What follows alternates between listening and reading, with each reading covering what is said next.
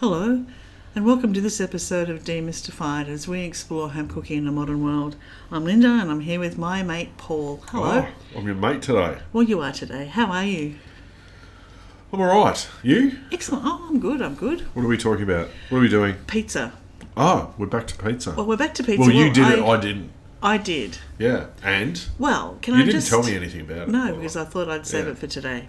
So, I was making pizza, and I didn't have the pizza stone. I did check, and I do think it's somewhere here in the Cooking with Steve kitchen. Yeah. Anyway, I thought, that's okay.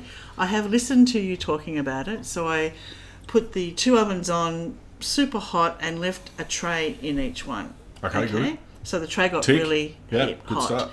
Cool. Made the dough, and it came out like really wet, so wet. And I don't use the board. As you know, I just use the bench. And I put flour down, and it just kind of absorbed it. So I put more flour down, and it got it to a bit better state. Proved it. Love the steam oven for that. And it did rise, and it was all good. And then I portioned it because Doug and I were sort of having it for dinner, and we wanted to try a couple of different ways. So I wasn't sure how much it would make. Yeah. And so anyway, I portioned some off, rolled it out, pretty thin that I thought. Yeah. Put it on the steam oven tray first. Yeah. And put... I'm hearing something's going to go bad here. No, well, I cooked them, and I put mine about 5 minutes later into the bottom oven. Yeah. So how I did my dough, I did dock it. The first one I did put in for a minute and get it to sort of cook it for a minute first. Then I took it out and put and I just spread some tomato passata over the top, cut up some slices of salami, and had some fresh mozzarella that I just tore off into chunks. Yeah. And garlic in my oil when I spread my oil on. Okay, yep. And in it went. So I think the recipe says 15 to 18 minutes. After 12, it was really well cooked, came out really crispy on the bottom, but like a thin little pancake, uber tasty, uber crunchy. Not so much a pizza, as more like flatbread. Yep. So I thought, okay, so I took the bottom oven was cooking along, tasty, but did not rise.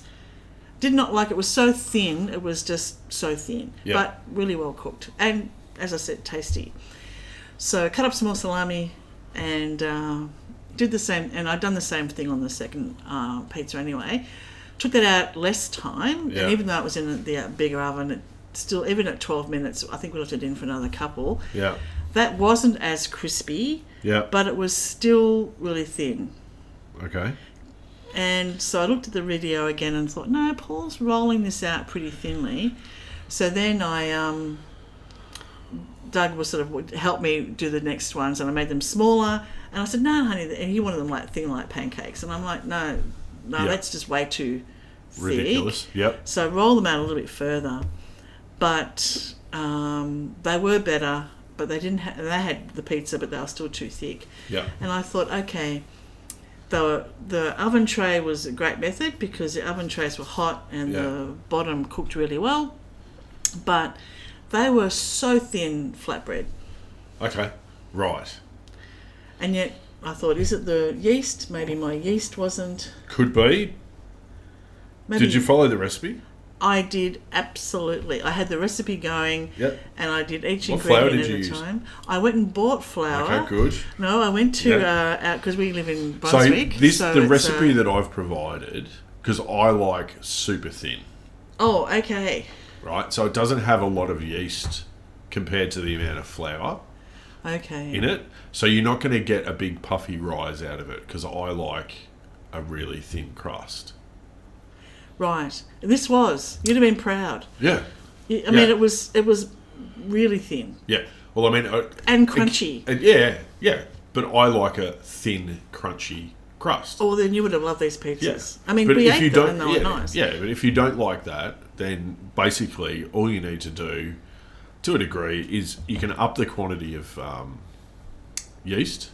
You can almost double it, to be honest. I'm looking at the recipe now. You can almost double it. And that will give you a little bit more of that puff and rise and not roll it out so thin. Well, what was interesting, normally if I have pizza, and we don't have it very often, but I will struggle to get through a small pizza on my own. Yeah. And if we have a big pizza, I will probably have 3 pieces and I'm done. Yeah. No matter how much I love it, okay? Yeah. When I was making these pizzas at home, we ate to the point that I think our pajama pants wouldn't fit on. It was just ridiculous how much we actually... And I'm looking at the last one thinking, no, I can't do this. Yeah. But I ate did. it. Yeah. But I did. I just left the crust a bit around the edge. Yeah. And I thought, that's the danger. Homemade pizzas, so nice. Yeah. You eat way too much. And I still carved off half the dough. Yeah. And put it in the freezer. Yeah. Yeah, well, I don't know what you want me to say about that. Okay, the only other thing about the yeast was probably interesting. Yeah, the only other thing with it is the one thing that I learnt post doing this recipe is, now I'm not saying all Italians do this or all places in Italy, but when we were in Italy, I did go to a restaurant and I did ask, because the dough was so good, sparkling water. Oh, okay. Okay. So they used sparkling water, and quite often pizza doughs, to a degree, are made like quite well in advance. So they've given to a degree, we're kind of doing a bit of a rush proof in the combi steam oven. There's nothing wrong with it. It works. It wouldn't have risen that much because there's 500 grams of flour and only 7 grams of yeast, right? So you get essentially like double up the yeast, and you'll get a much fluffier, more risen base, if you like. But there's a very small amount of yeast in that dough because the recipe is written like I like it. So that's why it didn't... That makes sense. Puff up, and of course, the thinner you roll it, it's not. No matter if you've got yeast in it, it's just still not going to puff up. I was very impressed with the way I rolled, and it was very because I watched your video. Probably even, and I haven't watched the video, but probably and I've learned a lot since that. That's an old recipe. The thing with pizza doughs too is you really want to knead them until they're super elastic. You want that elasticity. So you really need to work the gluten in them quite a bit. But if it cooked well, tasted good.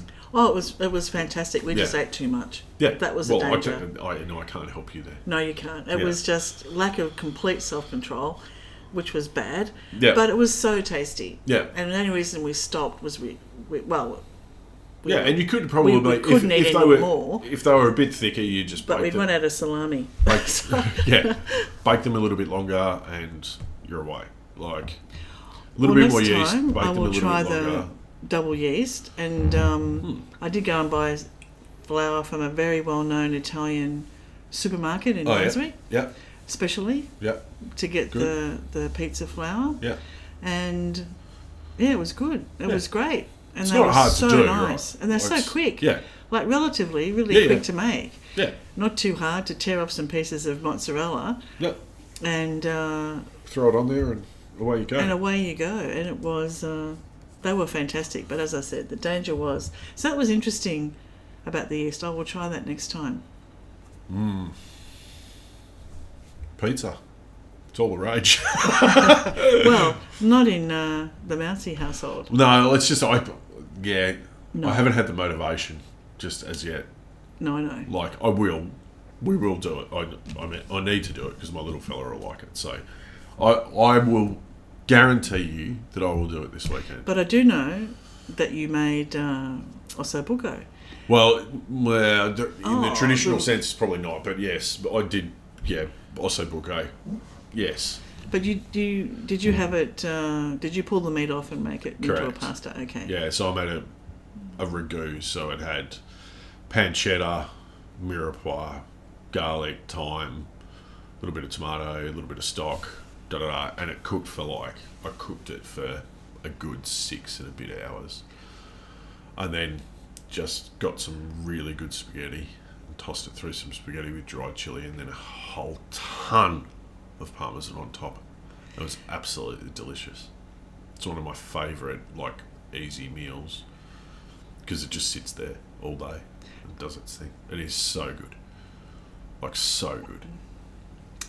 Big depth of flavour. Okay. Yeah. Because I was going to need ask a small you. amount. Oh, well, I was going to ask you when I heard that you'd made ossobuco instead, whether when you make it at home for you and your beautiful family, whether you also make the gremolata that's in the...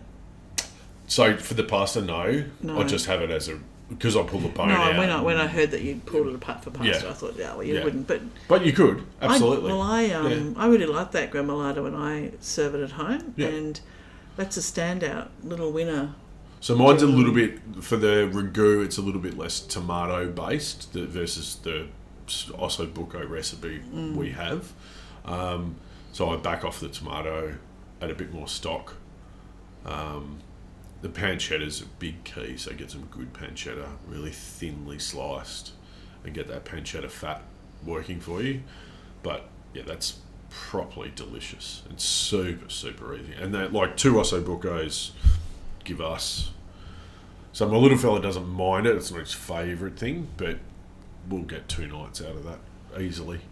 Oh, wow. Just with some pasta, and if I don't have any pasta, I then just cook some super cheesy polenta and just spread it over polenta. Yeah. But I love polenta. Yeah, so do I. Polenta's a vehicle to carry everything else, really. I could eat polenta by itself all the time, as long as it's made well. There's a tutorial on our website, actually. I know, how to and I have made it myself. That one I do know. Yeah, So, no, I don't know why I did that. I felt like it. So, what would be good, to be honest with you, is if you really want to go to the effort, you make like a ragu like that, and then put that on top of your pizza. Oh, now you're talking. Well, I did. And then you'd only need one pizza. I did actually think of bringing my dough in to the Cooking with Steam kitchen. Do it, and then see what you think of it when you rolled it out. Okay. And whether it was the same, just to see from the same mix. Got no idea. Neither would I, but I would, because then I'd make. Yeah, bring it in. I just thought that might be an interesting way of testing it. Yeah, my gut feeling is because you said it was really sticky and you kept adding flour. You got to remember too, like when you keep adding flour, even less. When you keep adding flour, like you change the whole everything. So, yes, quite often pizza dough can be sticky to start with, but the more you work it, the more you work the gluten, the less sticky it will become, and it becomes that nice elastic, smooth. No, it was good. It was really when it got to that point, it was really quite often good to work with. To be honest with you, quite often I'm a little bit lazy, and I'm hoping that the kitchen hand with the dough hook will do most of the work.